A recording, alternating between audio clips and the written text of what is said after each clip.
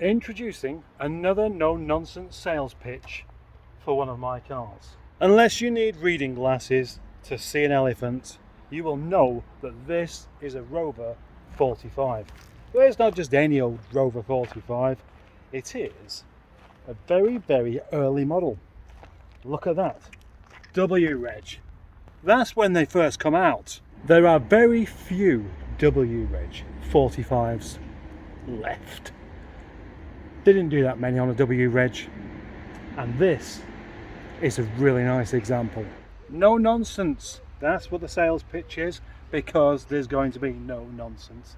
In all honesty, I'd happily keep this car. If nobody wants to buy it, I'm not really too bothered. And I genuinely mean that, because this is probably one of the nicest cars I've ever owned. That is why I'm going to go about telling you all the good things first.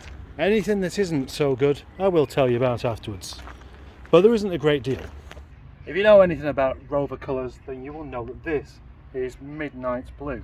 It's a solid colour, not metallic.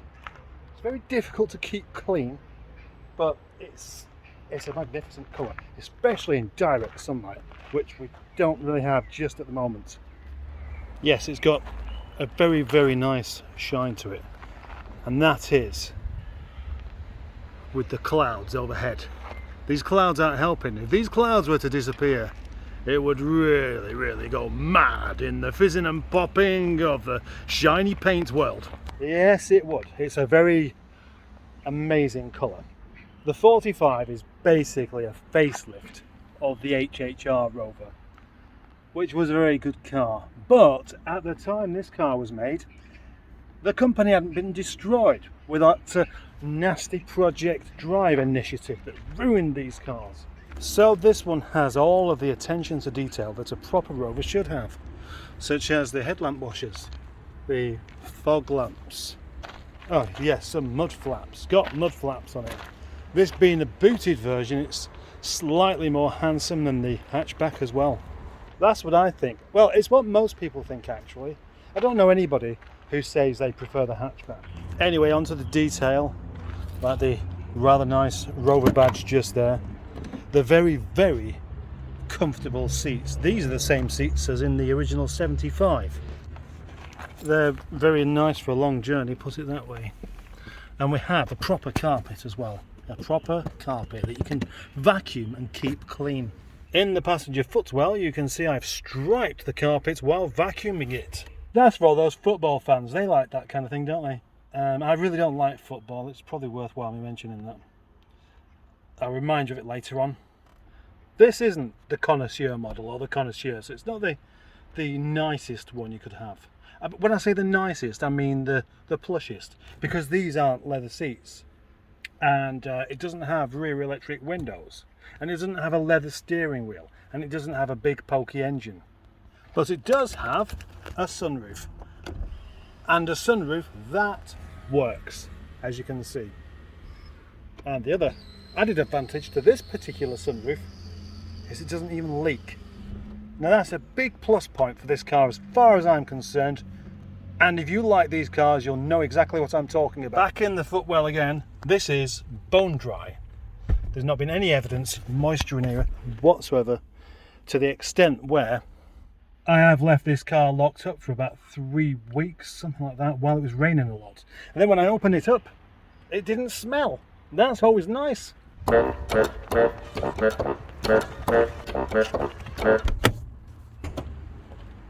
Love the pop-up boot there, it's very handy. Into the boot, actually I forgot to vacuum the boot, I'm afraid, so I am apologetic. But it is, again, bone dry. No evidence of it ever being damp in here at all. Open up the carpet down there and we can see there is a space saver wheel that's not been used, and all of the toolkit. With the bonnet open we can see quite a clean engine, and it's clean because, well, I cleaned it. I did quite a bit of cleaning on it actually, so it looks rather nice.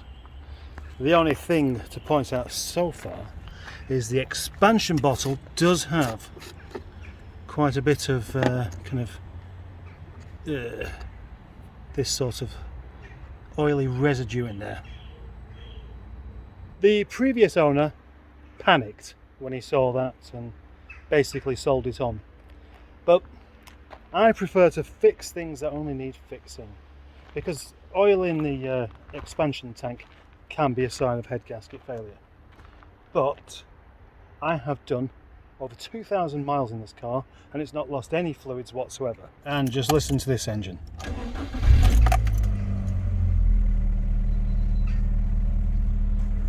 Smooth idling, very quiet.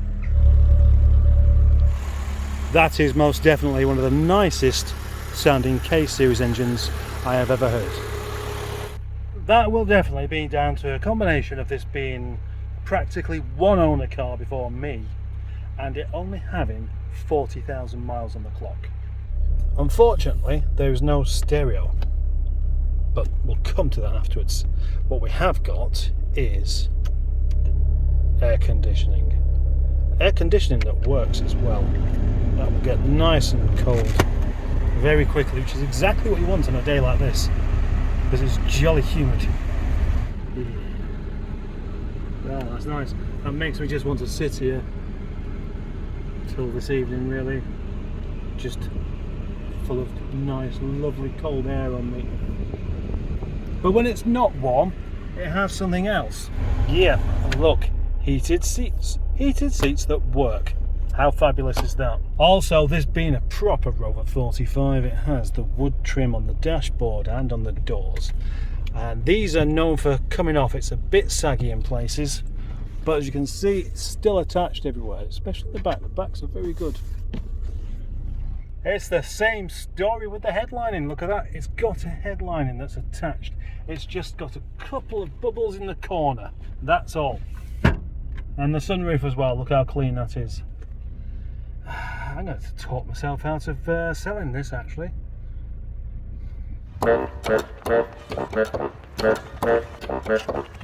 That is all of the good parts taken care of. So what about the bad stuff? Well, I'm going to have to show you something here. Yeah, just look at that. There's a scuff just there. There's a couple of light scratches there as well, I'm afraid. Actually, there's a few like that, but they really are quite insignificant. You've really got to look quite carefully before they start to catch your eye. And the only way they're going to catch your eye probably is by me pointing them out. If we look at the reflection on this side there, you can see there are a couple of tiny dings, like trolley dings, and exactly the same on this. No, there's not. No, there's one on the front door there. Yeah, there's one there, and there's a tiny little one just there. And then we have a tiny bit of bubbling just around there, but it's all solid. I mean, if you're a perfectionist, you would sort that out. Gosh, I almost forgot actually. There's a couple of what look like someone's dropped a stone on the bonnet or something there. Glad I pointed that one out. Beyond that, it's nice, isn't it? I could be so tempted to keep this car, and that's why it's got these Cosmos alloys on, because they're the alloys I wanted for this.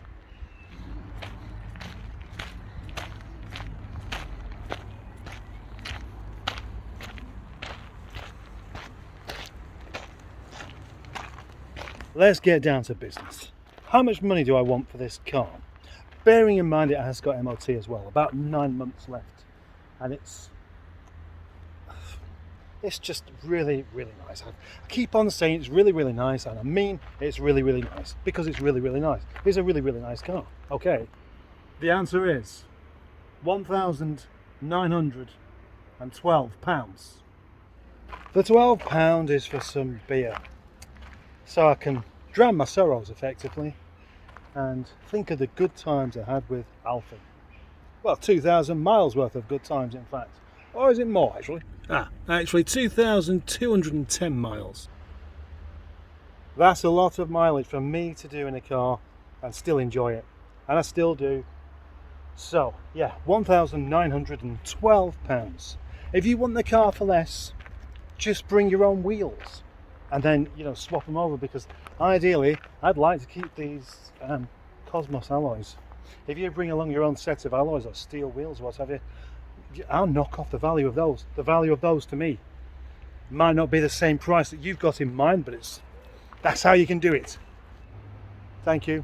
Oh, by the way, there is another way of some money coming off of this car, and that would be by part exchange. If you've got something really useful that I'd like to trade in against it, fair enough, we can have a chat about that. But I don't want any Vauxhall Astras or any Ford Mondeos or anything like that. I really don't. I want proper cars like this.